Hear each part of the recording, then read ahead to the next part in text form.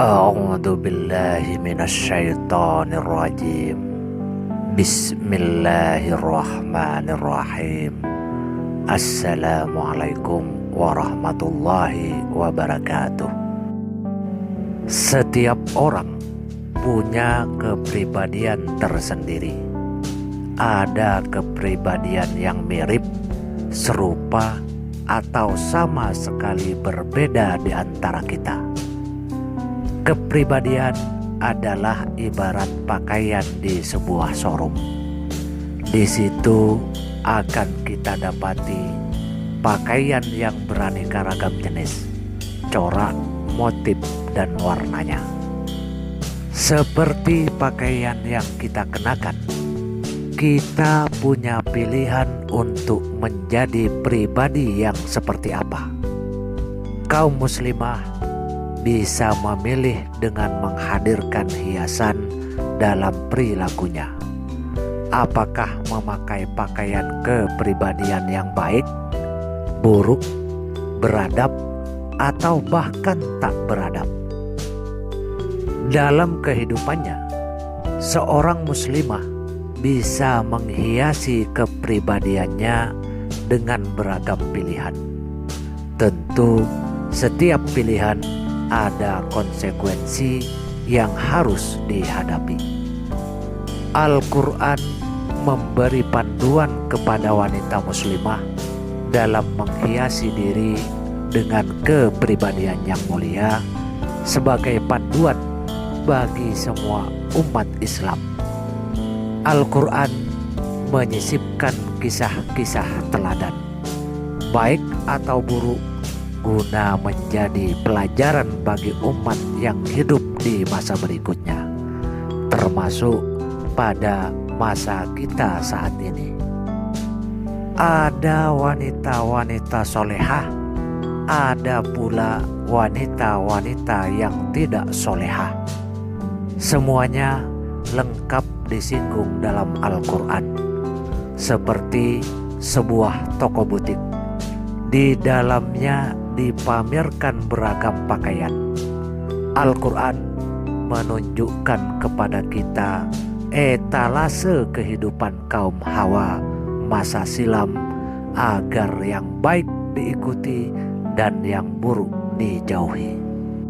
Setidaknya ada 5 tipe wanita sesuai kepribadian masing-masing yang disinggung oleh Allah dalam Al-Quran. Pertama, wanita bertipe pejuang. Al-Quran memberi contoh sosok Siti Asyah binti Mahasim, istri Fir'aun. Meski hidup dalam keadaan terjepit antara suaminya dan iman, namun ia bisa keluar dari lubang jarum lewat perjuangan mempertahankan iman. Ia relakan nyawanya menjadi pengorbanan asal iman tetap tertancap dalam dada. Allah Subhanahu wa ta'ala berfirman, wa daraballahu masalan lilladina amanu imra'ata fir'aun id qalat rabbi ibni li indaka baitan fil jannah wa najjini min fir'auna wa amalihi wa najjini minal qaumid dhalimin. Dan Allah membuat istri Fir'aun perumpamaan bagi orang-orang yang beriman ketika ia berkata, "Ya Robku, bangunkanlah untukku sebuah rumah di sisimu dalam Firdaus. Selamatkanlah aku dari Fir'aun dan perbuatannya, serta selamatkanlah aku dari kaum yang zalim." Al-Quran Surat At-Tahrim ayat 11. Perjuangan Siti Asyah tidak sia-sia. Allah Subhanahu wa ta'ala membangunkan sebuah rumah di surganya sebagai balasan setimpal atas perjuangannya mempertahankan iman hingga nyawa berpisah dari jasad. Ia berjuang agar selamat dari kezaliman Fir'aun. Ia mengambil bagian dalam perjuangan untuk menghadapi kezaliman suami dan kaumnya. Berada dalam cengkraman Fir'aun tak membuat Siti Asiyah takut. Beliau sanggup menjaga akidah dan harga dirinya sebagai seorang muslimah.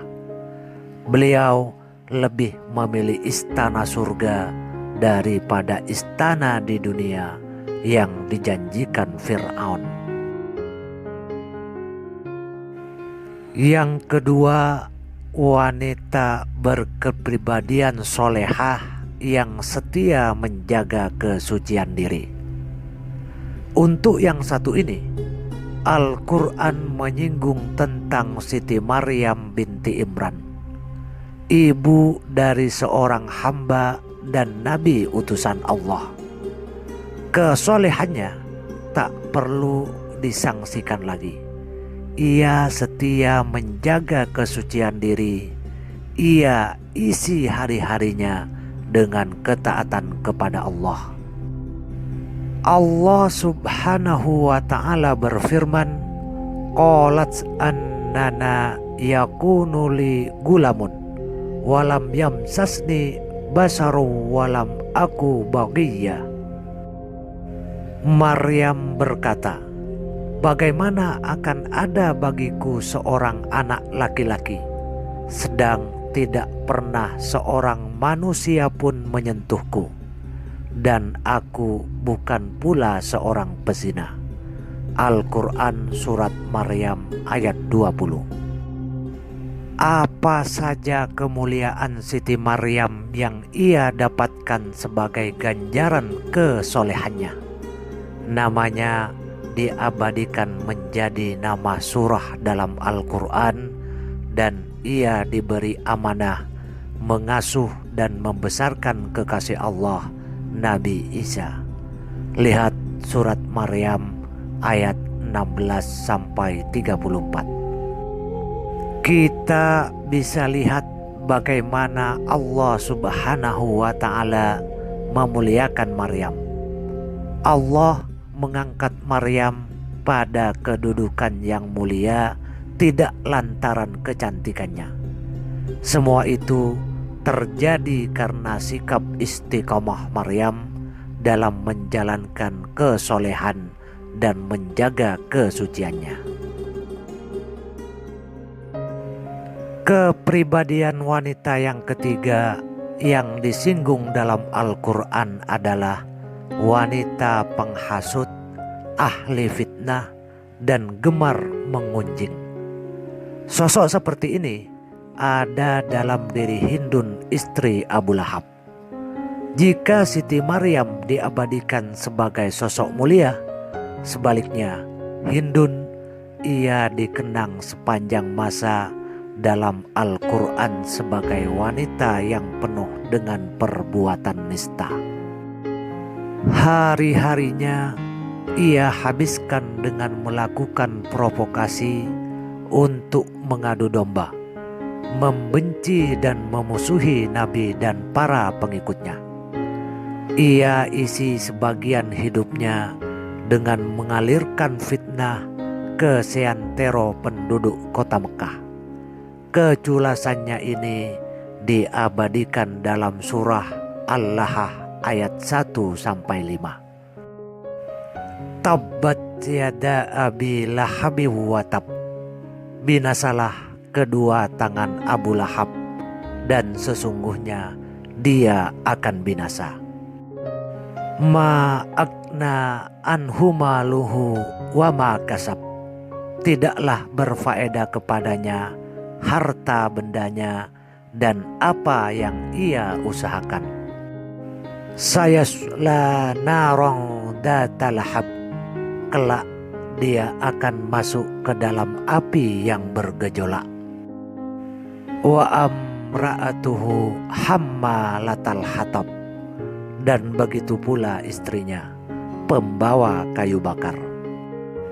Fi jidiha hablum mim masad, yang di lehernya ada tali dari serabut. Hindun dan suaminya menjadi arsitek ulung dalam menentang dakwah Rasulullah Shallallahu Alaihi Wasallam. Ia sebar fitnah, ia menghimpun kekuatan berlaku zalim. Lisannya berbisa, yang dengan itu sebuah kabar dapat menjadi api fitnah bagi Rasul dan sahabat. Keempat, wanita yang berkepribadian penggoda seperti Sulaiha. Oleh Al-Quran, Siti Sulaiha digambarkan sebagai wanita yang menggoda laki-laki yang tidak halal baginya. Godaan dan rayuan mautnya diabadikan dalam surah Yusuf ayat 23. Warawadathu allati huwa fi baitiha an nafsih wa ghallaqatil abwaba wa qalat haytalak. Dan wanita Sulaiha yang Yusuf tinggal di rumahnya menggoda Yusuf untuk menundukkan dirinya kepadanya, dan dia menutup pintu-pintu seraya berkata, marilah ke sini. Qala ma'adallahi innahu rabbi ahsana maswaya. Yusuf berkata, aku berlindung kepada Allah, sungguh Tuanku telah memperlakukan aku dengan baik. Innahu la yuflihud dhalimun. Sesungguhnya orang-orang yang zalim tiada akan beruntung. Al-Quran Surat Yusuf ayat 23. Yang kelima, wanita berkepribadian pengkhianat dan ingkar terhadap suaminya. Ia tega mengkhianati suami masing-masing.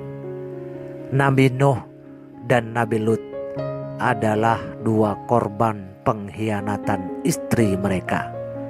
Istri mereka tidak mau mengikuti seruan dan ajakan suaminya yang mengajak kepada jalan kemuliaan. Mereka menjadi wanita yang khianat kepada suaminya, bersikap keras kepala dan berani membantah titah suami yang baik dan benar. Allah Subhanahu wa ta'ala berfirman, Daraballahu masalan lilladina kafaru imra'ata Nuhin wa imra'ata Lut kanata tahta abdaini min ibadina sholihain fahantanahuma lahum yukniya anhuma minallahi syai'a wa qilat hulan nara ma'ad dakhilin. Allah membuat istri Nuh dan istri Lut sebagai perumpamaan bagi orang-orang kafir. Keduanya berada di bawah penguasaan dua orang hamba yang soleh di antara hamba-hamba kami. Lalu kedua istri itu berkhianat kepada suaminya masing-masing. Maka suaminya itu tiada dapat membantu mereka sedikitpun dari siksa Allah. Dan dikatakan kepada keduanya, masuklah ke dalam Jahannam bersama orang-orang yang masuk Jahannam. Al-Quran Surat At-Tahrim ayat 10. Itulah sedikit tentang kepribadian wanita yang diabadikan dalam Al-Quran sebagai pelajaran bagi kita, khususnya para muslimah. Walau kisah-kisah mereka telah berlalu ribuan tahun silam, namun karakteristik dan sifatnya tetap ada dan bisa melekat kepada siapa saja. Ada tipe pejuang sejati yang kuat imannya. Ada wanita solehah yang rajin menjalankan ibadah dan menjaga kesucian diri. Ada wanita dengan karakteristik penghasut, penggoda, atau pengkhianat. Kaum muslimah bisa memilih kemana mereka mensifati diri mereka. Kemuliaan dan kebahagiaan akan diraih jika seorang muslimah memilih tipe pertama dan kedua. Sebaliknya, kerugian dan kehinaan yang akan menimpa jika seorang muslimah memilih 3 karakter yang disebutkan. Walaqad anzalna ilaikum ayatim mubayyinah wa masalam minal ladina halau min qablikum wa mau'idatan lil muttaqin. Dan sesungguhnya kami telah menurunkan kepada kamu ayat-ayat yang memberi penerangan dan contoh-contoh dari orang-orang yang terdahulu sebelum kamu dan pelajaran bagi orang-orang yang bertakwa. Al-Quran Surat An-Nur ayat 34. Wabillahi taufiq wal hidayah.